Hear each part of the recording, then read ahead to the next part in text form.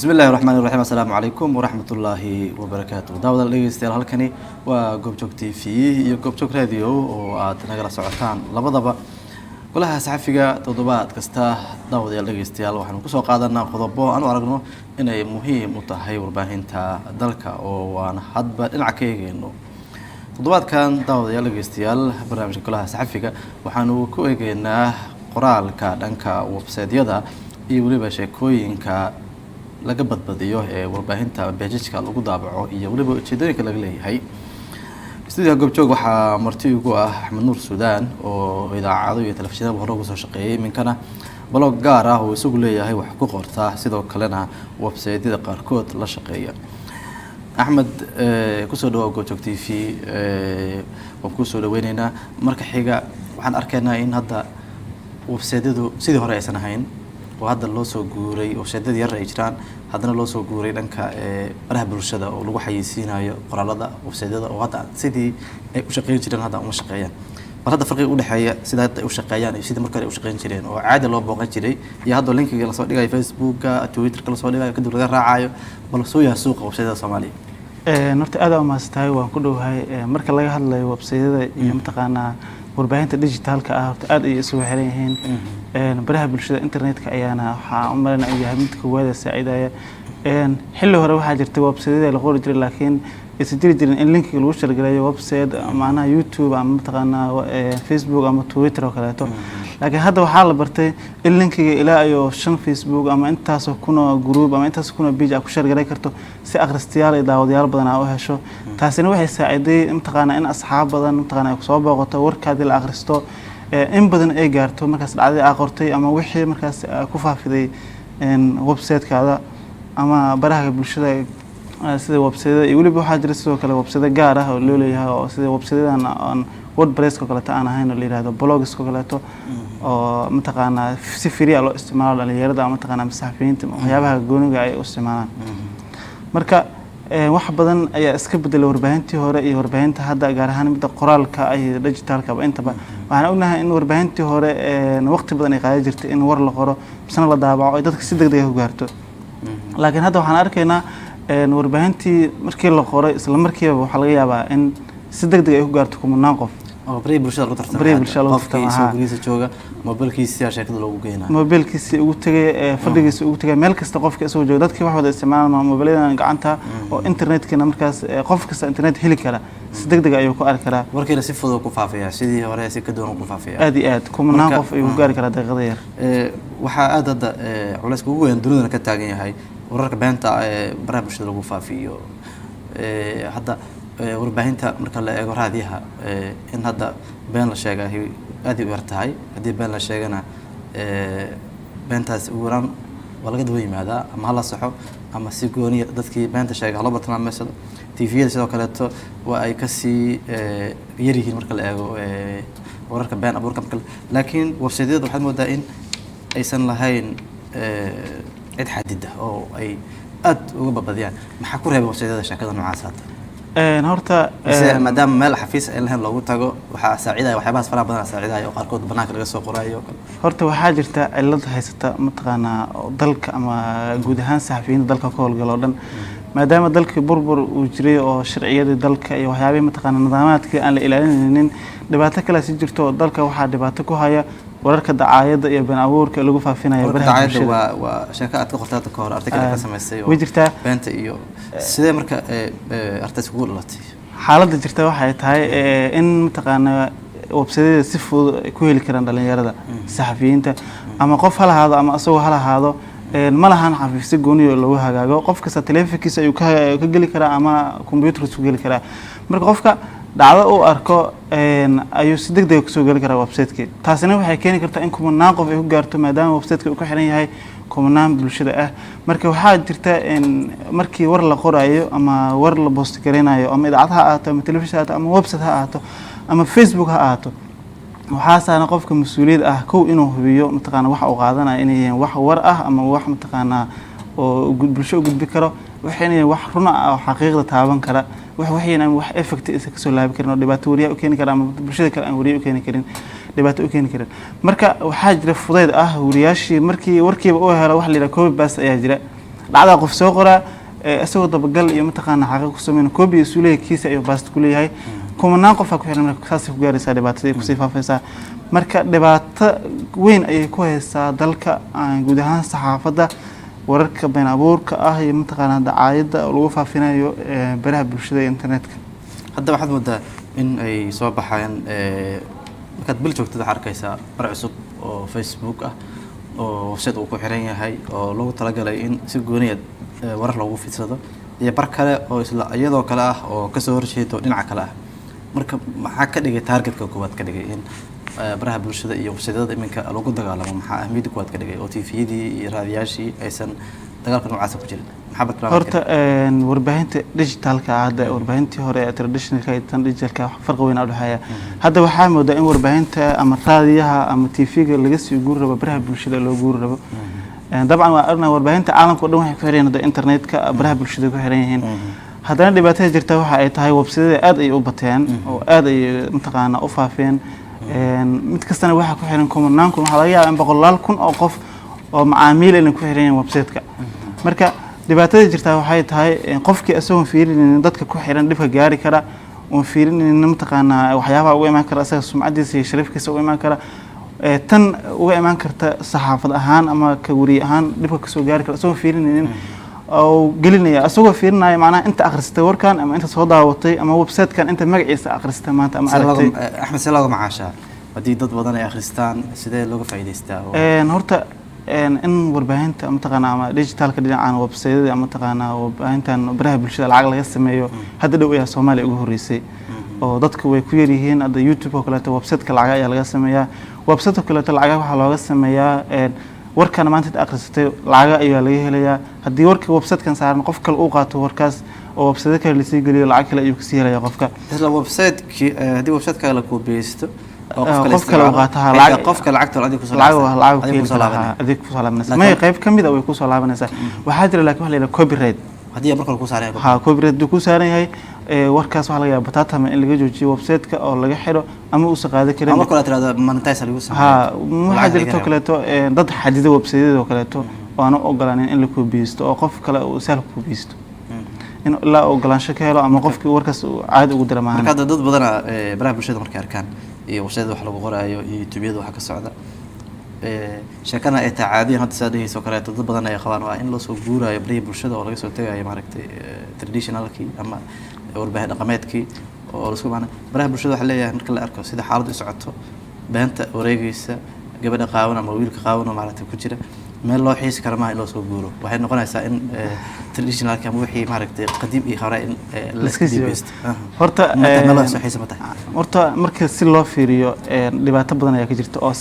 wax la aado ama loo sii ordo maahan marka dambeedana waa ka sii xumaanaysaa sidaan ognahay oo sanadkan ka horeysana ma isahayn dhibaatada jirta waxa ay tahay in dadkii si fudud ku isticmaalayaan baraha bulshada adduunka caalamka waxaa jira sharciyo dadka ay isticmaalaan iyo sidoo kale waxaa jira wax la yiraahdo ethics of social media network wax la yiraahdo jira oo sharci qofka isticmaalaya uu xadido akhlaaqyadiisa uu ka dhaqmo marka anaga ka Soomaali ahaan waxaa laga yaabaa in dadka si fudud qofkan ama gabar sawirkeeda ha aalo ama madaxweyne sawirkiisa uma taqaana si kale ha aalo ama qof uu caayay sawirkiisa ama qof xun ha aado inuu si sahal intuu warka ku helo si sahal Facebook u soo galayo dhibaatada jirta waxay tahay marka qofkii waxa laga yaabaa inuu isticmaalo 5 Facebook oo kala magacyo ah ama 5 ciwaan oo kala duwan marka qofkii asagoo mataqaan ilaalinaya nidaamkiisa iyo sharciyadiisa ayuu wuxuu ku faafinayaa intaas iyo kumanaan kaleba waxyaabo been abuur ah dhibaatada been abuurka Soomaaliyana waxa waaye mid ugu badan haday noqoto siyaasadda mataqaana been abuurka laaluushka musuqmaasuqa iyo waliba siyaasadda mataqaana siyaasadaha isdiisan dalka jira marka dhibaato badan ay ku haysaa inaga og duruufaha ay ku shaqeeyaan warbaahinta iyo wariyaasha magaalada Muqdisho Soomaaliya dhan gaar ahaan kuwa Muqdisho haddana waxaa jirta in dhibaato mataqaana ay sii haysato dhanka wariyaasha kuwa baraha bulshada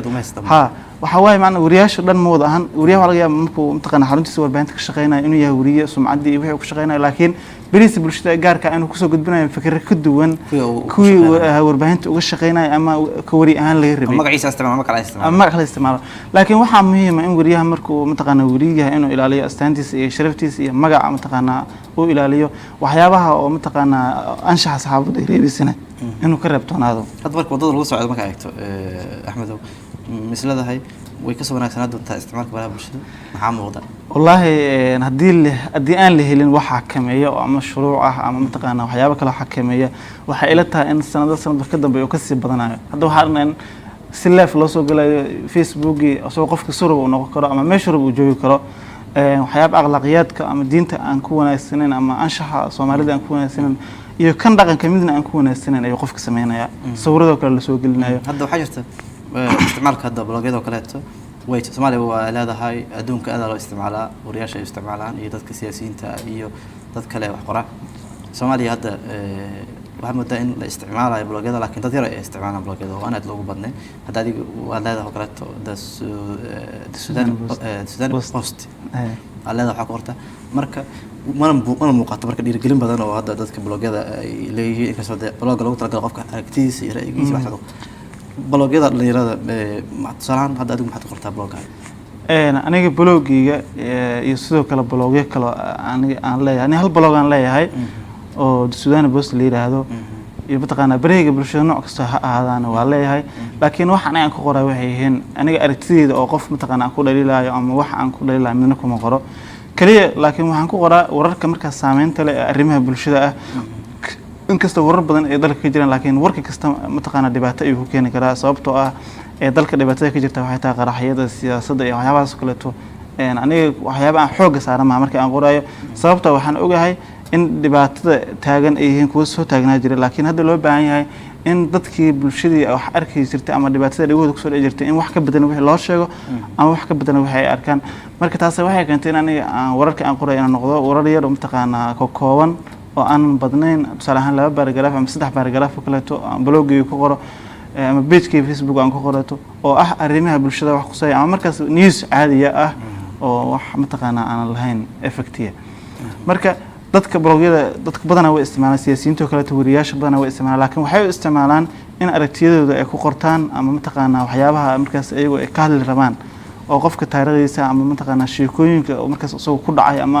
ku qoro laakiin aniga kaas mid ka duwan aan isticmaalayo in newskiga ku qoro wixii news markaas taagan oo mataqaana asleeyahay saameyn weyn yeelan karaan waxaan ku share garayaa barihiga bulshada oo kale to laakiin badana blog saan ugu qoro waaye caqabadaha ugu weyn heesata barada aad ku shaqeyso ama aad isticmaasho maxay yihiin oo hadda la dhigi karo waa number 1 iyo number 2 iyo number 3 oo ay tahay in degdeg wax looga jawaabo ama ha noqoto gacan dawladda ha noqoto ama ha noqoto gacan aqooneed oo tababar dadka la siiyo waxa ugu weyn hadda caqabadaha ugu waaweyn loo baahan yahay wax laga qabto horta caqabado badan way jiraan wariyaasha waxaa moodaa ama dadka warbaahinta baraha bulshada isticmaalaya inaan la socon dhibaatada ka imaan karta qofku markuu wax post gareynayo waxa loo baahan yahay inuu dhowr meelood fiiriyo inuu marta wax uu post gareynayo inuu waxyaabo badan isweydiiyo inuu mataqaana cabsi dareemo inuu asaga walwal dareemo waxaan kooridu soo qorin asaga intaas oo dhan ma jirto marka wariyihii si fudud ayuu ku helayaa si fudud ayuu ku post gareynayaa marka waxa muhiimad ah lahayd in aniga ka ahaan mataqaana dhowr marna qolooyinkan mataqaana warbaahinta qaranka u qaabilsan oo kaleeto tababarada iyo kuwan mataqaana nusajoo kaleeto waan u sheegay in loo baahan yahay in wariyaasha laga dhiirigeliyo baraha bulshada ama mataqaana dhanka digitalka ah oo wariyaasha la baro in waxaan marka ay post gareynayaan ka hor inay walwal iyo cabsi dareemaan inay ka fikiraan waxaan waxa ay noqon doonaan saameynta ay yeelan doonaan dhibka uu yahay waxaan wax sax ma yahay dhibaatooyin fara badan ayaa maalin kasta arnaa in qof si sahal sawirkiisa lagu soo qaado isla markaas lagu post gareeyo sawirradana waxaan ognahay inay yihiin wax qofka si sahal ku dhibaatay kara ama si sahal mataqaana ku saameyn kara marka taasoo kale tadil og yahay ama wariyaha uu maanka ku hayo way yaraan lahayd dhibaatada ka imaanaysa hadda meel loo tukado waxaan arkay yar wariye ah oo mataqaana markaas wariyaasha la xushmeeyo kamid ah oo qof sawirkiisa soo dhigaya asaga ahaan marka warka uu ku qorayo qofka sawirkiisa wax dhiba kama uu muujin laakiin wuxuu dhahay hebel oo qaba mataqaana xanuunka HIV/AIDS-ka noocaas wuxuu kamid yahay xanuunkaas qaba wuxuu dhiirigeliyaa dadka xanuunkaas qaba marka asaga ka wariye ahaan wax dhiba inuu sameeyo uma arko laakiin dhib weyn ayaa jira sababtoo ah qofkan markuu isticmaalayo wejigiisa waxaa la rabaa inuu wejigiisa qariyo sababtoo dad badan ma yaqaanaan qofkan wuxuu qabaa qof dhibana ah waaye qofkaas kale wejigiisa in la qariyo la fiican sidoo kale magaciisa uusan isticmaalin oo magac mataqaanaa u dhigmo uu isticmaalo sidoo kale dhib ma lahan boostigaas waxaan maleynayaa inaan arkaa maleynayaa boostigaas qofka soo saaray hadduu yahay qofka saxda aniga aan arkay waxaa waaye wiil oo la nool fayraska haddana aan la gamban oo maaragtay guddoomiyana u ah dadka maaragtay xanuunka noocaas qaba dal iyo dibadna aada oo maaragtay kulamada weyn ka qayb gala oo tvda ka hadla oo adduunka la hadla oo warbaahinta gudaha la hadla oo website ka soo muuqda oo qudhiis facebookiisa soo fariisto dadka u sharxa waxaan maleynayaa haddii wiilkaas uu yahay wiilka la soo dhigay waxaan maleynayaa inuusan maaragtay isan cilad badan ka taagnin oo yarka wiilka salaamay soo laba wiil salaamay ma yarkan yar kala soo dhigay qasaara ana maleynayaa ku arkay waxaan marka kaas waxaan maleynayaa inuusan culays badan ka taagnin oo markaas isagu waxtaa soo bandhigay raalin oo ka yahay uu rabo culayska imanaya uu ka fakarayo wuxuu ka fakarayaa yarkaas wuxuu ka fakarayaa marka la arko sawirkaaga oo kala maaragtay dadka cudurka la nool inaysan isku arkin in ay togasho ku xukuman yihiin oo ay dadka caadiga yihiin oo ay maaragtay dabaaldegi karaan oo 20 sano ku dhawaad yarkaas uu nool yahay qiyaasay marka waxaan maleynayaa sawirkaas duu yahay waxaan maleynayaa in uu ka wada in loo isticmaalayay sababaha dadkaas in lagu dhiirigeliyo aniga hal mid dhibaato ka imaanaysa yani bulshada kuma baraarugsan ama wacyigelin kama haystaan laakiin waxa la rabaa in la baraan bulshada macnaha dadka cuduradaas kala qaba ama dadka dhibanayaasha way takooraan marka waxaa laga yaabaa qof inuu markuu arko sawirkan uu baraha bulshada ku aflagaadeeyo ama markuu arko uu yiraahdo ninkan waa hebel saas waa lagu takooro goobiga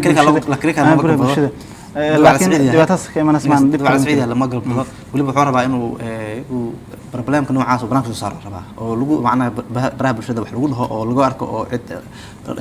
la soo engage gareeyo si uu wuxuu rabaa oo ugu dambeyn maaragtay waxaan ay noqdaan wax caadi noqdaan oo gambashada laga soo baxo oo maaragtay dhigil aad ma tahay Axmed Nuur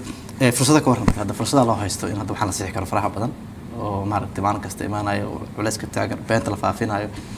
baraha bulshada lagu faafinayo waliba haddana la qoraayo oo caadiyan ay kala dami badan yihiin waxa la qoro oo la daabaco iyo maaragtay waxa oo markaas la sheego warka gudba xataa dabiye kala duwan ay leeyihiin maxkamada kala duwan ay leeyihiin marka inta shuruucda saxaafadda haddana maxaa fursadaha haysan inaan ku saxno wallahi fursado badan ayaa jira oo lagu sixi karo maxaa la sixi karaa waxaa la sixi karaa waxaan marka hore intaysa gudbin waxaa la dhahaa hadal mato afka hadduu soo dhaaf waa dhibaatadiisa baxday ma kulantid marka waxaa muhiima waxaan inta bixin oo bulshada isa gaarin dhageystayaasha isa gaarin in la xakameeyo ama idaacadaha haato ama mataqaanaa telefishinka waa ognaha badanaa isaga dhibaatadiisu iska yar tahay laakiin idaacadaha badanaa ama mataqaanaa weliba idaacadaha hadda waa maxamuud muqdisho inay kasii yaraanayaan marka laga reebo wararka siyaasadda mataqaanaa ayaga suuqa iska yaala laakiin wararka been abuurka ah ee baraha bulshada waxaa laga yaabaa wariyihii facebook kusoo arkay warar bulsho inuu si sahlan idaacaddii uga bixiyo tusaale ahaan maalin loogato kaleeto waxaa dhacday idaacad kamid idaacadaha muqdisho inay si sahla war kasoo qaadatay tusaale ahaan warkaas kale waxaa laga yaabaa inuu sax ahayn ama sax ha ahaado laakiin waxaa laga yaabaa inuu waxaa la rabaa inuu iska fogeeyo wariyaha warka ha sheego xogti ha helo ha sheego laakiin waxaa la rabaa inuu iska fogeeyo isaga oo macnaha dhowdiisa soo dhib ugu imaanin inuu xigashooyin hadduu rabo xigashooyin rasmi u sameeyo waxaa ognaha in la yidhaahdo ila waraad hebel laakiin badanaa si warbaahinta u isticmaasho waa magac waa af Soomaali saxaafadeed la yidhaahdo waa loo sameeyaa waa af Soomaali saxaafadeed waaye laakiin waxaa jira in mataqaanaa qofka iska fogeeyo xigashada tusaale ahaan oo kaleeto markuu warkaas u tabiyo waxaa la rabaa inuu yidhaahdo raadiyo hebel warkaan oo kale mas-uuliyad kama aha saxnaashihiisa ama sidaas oo kaleeto u sameeyo saman idaacadaha waaweynka oo kalena way sameeyaan waxaa kaloo jirta beri bulshada haddaan kusoo laabto fursada loo haysta beri bulshada in mataqaanaa wariyaasha dadka qaldan waxaa la marka qalxaa badanba dadka oo u isticmaala sida qaldan u isticmaala dadka sida qaldan dadkaas inuu jiiro dadka aad iyo dadkana waxaa jira dad kale oo fiirinayo oo qofka wariyaha ah qof wariyaha markuu Facebook isticmaalayo kuma naaqofa ku xiran saa ognahay marka dadka ku xiran markay arkaan qofkan waxa uu soo boost garanayo waxay u qaadanayaan wax sax ama wax run ama wax ay ku dayanayaan sababtoo ah marka qofkii wariyaha wax xun soo boost garayo ama wax xun uu sheegayo dadkii si caadi u arkayaan ama u gudbinayaan marka waxaa la rabaa qofka wariye ah oo tusaale ahaan hadda sidaan kuu sheegayo kaleeto in qofka laba weji ama laba dhinac uu kala shaqeeyo oo wariye markuu warbaahinta joogo oo idaacadda uu ka shaqeynayo xarunta uu ka howlgalayo inuu yahay wariye ku dhaqmayo alaaqdii anshaxay saxaafadda laakiin facebookiis uu yahay mid gooni ah oo siyaasi warba ku dhaliilayo mataqaana qofka warba ku sheegay laakiin wariyaha waxaa laga rabaa dhexdhexaadnimo hadduu mataqaanaa facebookisa joogo ama hadduu warbixin joogo ama xitaa meel kasta uu joogo waxaa ognaha xataa markii siyaasadda iska dhaafay cayaaraha la tabinayo kaleeto wariyaha waxaa laga dhexdhexaad ahaado oo laba kooxood u tabinaya ama laba ciyaartoy tabinaya in labadaas ciyaartoy dhexdhexaad ka ahaado sababta waxaa jira dad taageerayaal ah dad ku dhageysanaya dhib kaaga imaan kara oo ama xataa dad ku dhageysanaya haddii laga soo tago dhib kaaga imaan kara marka arinta ayay tahay marka in wax ka qabato wallaahi waxay ila tahay in hadda ma dhihi karno dawladda ayada mas-uuliyadda koowaad qaadanaysa inay wax ka hadliso sababta waxaa una dawladda culaysyada haysta iyo dhibka ay haysto iyadii warbaahinta halka ay kala joogaan oo warbaahintii aad ay dawladda u dhalilaysaa sida ayaantan aan ognahay oo warbaahinta dawladda waxaa lagu dhalilaa in warbaahintii mataqaanaa ay laaluushiiso qaarkood ay caburiso an inkastoo aan mataqaanaa warkaas aan si saxa u haynin oo mataqaanaa warar suuqa ku jira u yahay haddana waxaa laga rabaa warbaahinta laftigood in ayagu samaystaan shabakado isku xiran ama mataqaanaa programmes isku xiran oo wariyaasha la siiyey wacyigelin ah koo waxa ay sameynayaan mataqaana ay ka fiirsadaan oo wariyaha markuu wax boost garanayo walwal dareemo yiraahdo waxaan maxaa iga imaan kara waxaan maxay yihiin qofka tusaale ahaan waxaan ku sii karaa maalin la weyto sawir ajri aan ka soo hadlayay oo mataqaana haween qoranaya booliis Hirshabelle oo amisom saraakiil amisom ay cabirayso wariyaal badan dad badan ka soo hadlayeen laakiin dadku waxay uga hadlayeen ka dhaqan ahaan qofkan mataqaana la cabirayo fiirinaya ayaga laakiin ayaga ma moodaan inay dhaqan ku situmanayaan sababtoo ah in gabar asturan oo mataqaana la cabirayo in soo boost gareedo oo dadka si faafido waxa ka mid tahay dadka dhaqankiisa xuminaya laakiin gabadhaas waxay ahayd ka tirsan midowga Afrika waxay buluus ahayd gabar buluus ahayd laakiin markii iskaalka la eego nooceeda ma ahayd dadka martaas ka leeyahay midowga Afrika waxay soo saareen waxa sheegeen oo saxaafadda ka soo saareen sheekadaas ka hadleen oo waxa badan marka dadka inay aysan xataa gabadha marka ay cabiraysa ma ay fiirin oo ninay u qaateenba oo maartay waxa badan aysan fiirin calaamad waxa kale laga rabaa inay fiiriyaan tusaale ahaan qofkaas kale sawirka laga amisom waxay ka aad marka hore sawirka markii soo gelinayeen in qofka ay soo gelin ama wajigiisa ay qariyaan tusaale ahaan kale qofkan amnigiisa waa ognahay ma soo saaray soo geliyay waxa uu dalka ammaanka sidoo uu yahay tusaale ahaan qofkan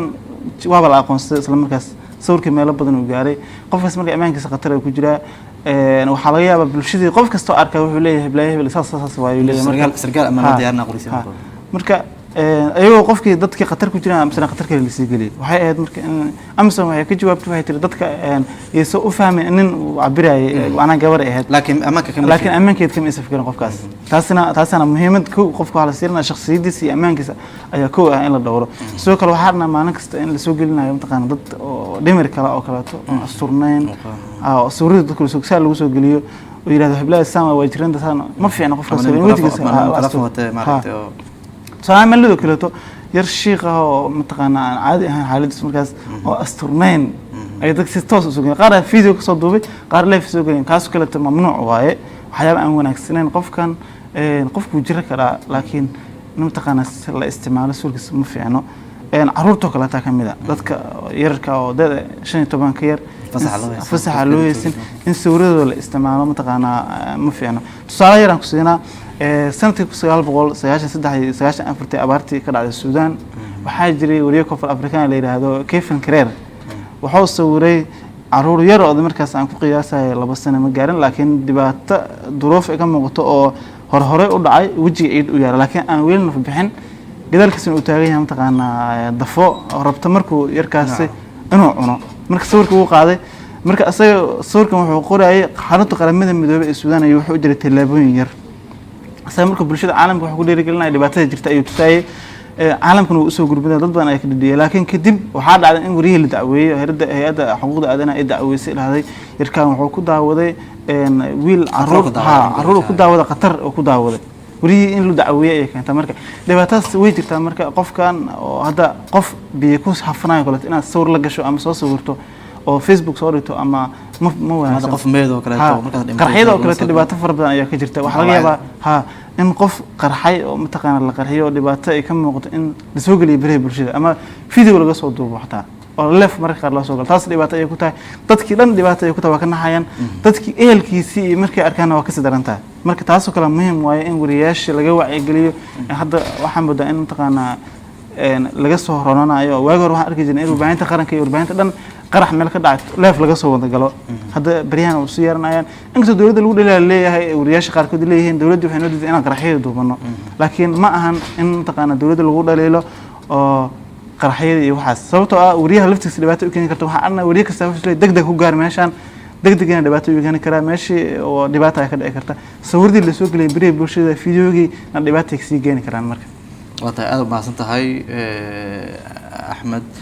daawadayaal dhegeystayaal intaas ayaan kusoo gabagabeynaa golaha saxafiga oo todobaadkan uga qaybgelayay axmed nuur suudani